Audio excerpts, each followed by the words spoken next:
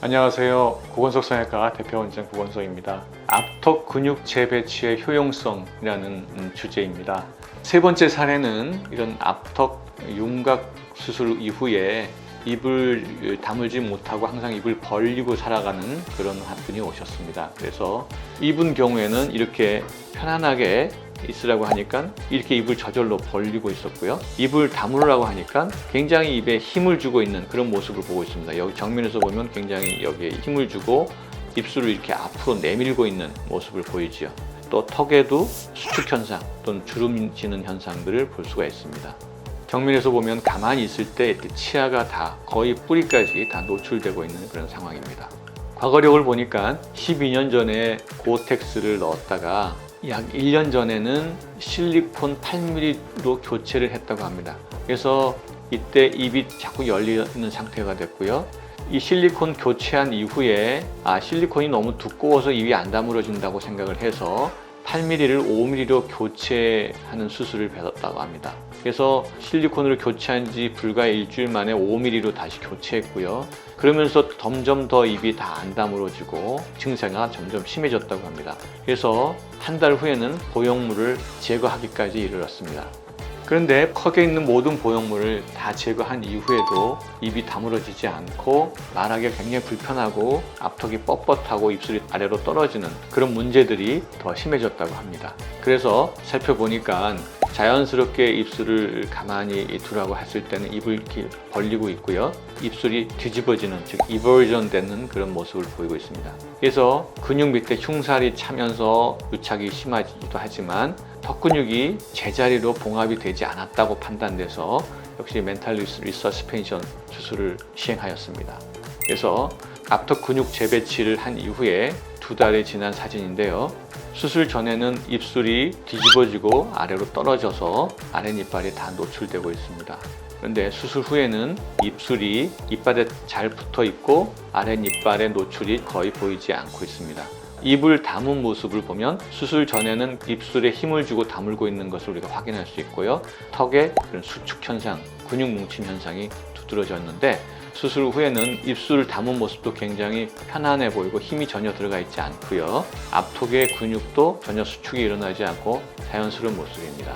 그래서 앞턱 근육 뭉침 현상도 사라지고요.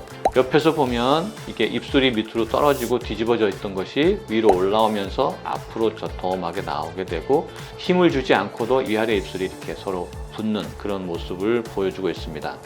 입을 담은 모습도 역시 굉장히 힘을 주고 있는데 여기는 힘을 주지 않고도 위아래 입술이 서로 잘 맞닿고 있는 것을 볼 수 있습니다. 즉 릴렉스한 포지션에서도 입술이 잘 다물어지고 있는 그런 결과를 보이고 있습니다. 자, 이제 네 번째로는 턱끝이 이렇게 길게 늘어지면서 아랫이빨도 보이고 입술도 뒤집어지는 모습을 나타내는 환자에 대해서 설명드리도록 하겠습니다. 이 환자는 13년 전에 양악 수술을 하고 또 12년 전에는 앞턱 시옷 절골술, 즉 앞턱을 모아주는 그런 절골술을 했고요. 그 다음에 10년 전에는 여기에 지방 이식과 필러 등등을 시술을 받았다고 합니다. 그리고 필러가 너무 지나치게 들어가서 녹이는 주사를 입에 맞았다고 하고요. 이 환자의 주된 컴플레인은 아랫이빨이 노출이 되고요. 입을 담을 때 힘을 줘야 겨우 담을 수 있는 그런 상황이었고요. 옆에서 봐도 턱의 밑으로 길게 뾰족하게 처져 있는 것을 볼 수 있었습니다. 그리고 턱끝이 비대칭으로 처져 있는 모습, 이런 문제들이 환자의 주소였고요. 그래서 살펴보니까 윤곽 수술을 할 때 앞턱 근육이 제대로 봉합되지 않아서 밑으로 떨어지게 되고 따라서 입술도 밑으로 떨어지고 그러면서 점점 턱끝이 길어지는 앞턱 처짐 증상을 보였다는 진단 하에 멘탈 리서스펜션으로 이것을 교정하자는 판단을 하게 되었습니다. 그래서 한 달 된 모습인데요. 입술을 가만히 푼 상태에서 보면 수술 전에는 아랫이빨이 절반 이상 노출되었었는데 수술 후에는 전혀 보이지가 않고 있고요. 턱끝이 길게 처져 내려왔던 것이 턱끝이 상당히 짧아졌고 비대칭으로 좌측 턱끝이 이렇게 늘어져 있는 것이 대칭성이 훨씬 좋아졌다, 이걸 볼 수 있습니다. 또 입술이 바깥으로 이렇게 이버전, 뒤집어진 것이 역시 안으로 모아진 것을 확인할 수 있었습니다. 입을 담은 사진에서 보면 입술을 옹다물고 있는 모습에서 입술이 편안한 자세에서 다물어지고 있고 뒤집어지지 않고 위로 올라가 서 있는 것을 확인할 수 있었습니다. 그리고 턱 끝의 비대칭이 훨씬 더 개선된 것을 확인할 수 있습니다. 옆에서 보면 입술을 릴렉스한 자세인데요. 입술이 아래로 떨어지고 있죠. 근데 여기서는 입술이 위로 올라붙어서 앞으로 이렇게 나온 것을 확인할 수 있고요. 턱 끝이 뾰족하게 늘어난 것을 턱 끝이 이렇게 위로 올라가서 길이가 줄어든 그런 것을 확인할 수 있었습니다. 입을 담은 모습에서도 우리가 이버전된 입술이 위로 올라가 붙은 것, 턱 끝의 길이가 많이 줄어든 것, 이런 것 등을 확인할 수 있었습니다. 그래서 전반적인 입술의 표정도 턱 끝의 모양도 상당히 개선된 것을 우리가 볼 수 있죠. 오늘은 앞턱 윤곽 성형 수술 이후에 나타나는 그런 연부 조직과 관련된 부작용에 대해서 알아봤고요. 그 해결책으로서는 앞턱 근육 재배치 방법과 그 사례들을 하나하나 살펴봤습니다. 자, 이제부터는 이 앞턱 근육 재배치와 관련된 시청자들의 질문에 대해서 답변하는 그런 시간을 갖도록 하겠습니다.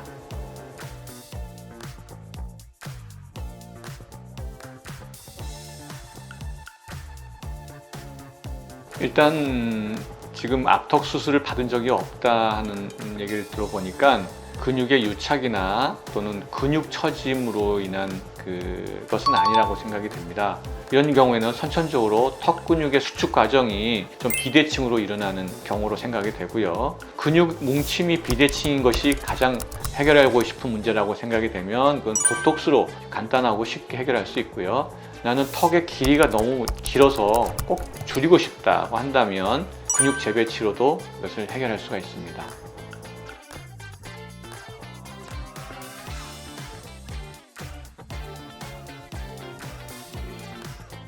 네, 이 근육은 일단 6개월 정도 잘 밀착이 되면 영구적으로 밀착이 되게 되어 있습니다. 그래서 그 이후에 웬만한 충격에도 근육이 다시 떨어지는 일은 없습니다.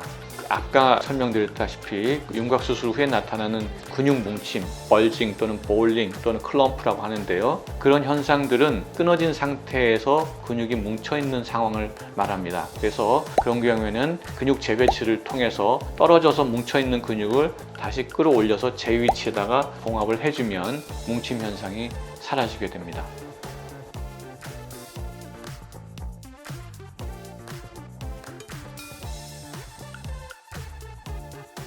네, 아까 사례를 보여드렸다시피 실리콘 넣었다 뺐다 교체했다 이런 과정을 통해서 근육이 제 위치로 봉합이 되지 않은 경우에 이런 뭉침이라든가 조임이라든가 턱 끝이 길게 처진다든가 입술이 뒤집어진다든가 이런 여러 가지 증세가 나타납니다. 그래서 이런 무턱 보형물 수술 후에도 동일한 증상들이 나타날 수 있고요. 역시 해결책은 앞턱 근육 재배치로 해결하는 것이 가장 효과적이라고 할 수 있겠습니다.